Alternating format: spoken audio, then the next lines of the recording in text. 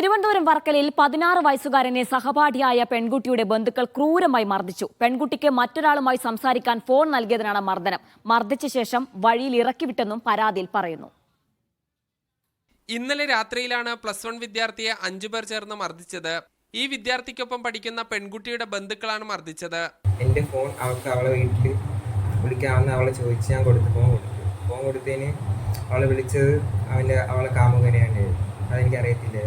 വീട്ടിൽ വിളിക്കാതെ ഫോൺ വാങ്ങിച്ച് വിളിച്ചതിന് നൗഫലിക്ക എന്നെ വിളിച്ചിട്ട് വീട്ടിൽ ചെല്ലാൻ സംസാരിക്കണമെന്ന് പറഞ്ഞ് വീട്ടിലോട്ട് വന്നു.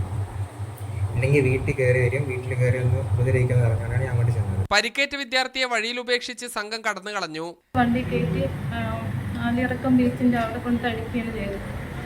എന്നിട്ട് തിരിച്ച് അവനെ വീടിൻ്റെ അടുത്ത് കൊണ്ട് ഇറക്കുകയും ചെയ്തു. വിദ്യാർത്ഥി ആശുപത്രിയിൽ ചികിത്സ തേടി. പ്രതികളെ പോലീസ് കസ്റ്റഡിയിലെടുത്ത് വിട്ടയച്ചു. മീഡിയ 1 തിരുവനന്തപുരം.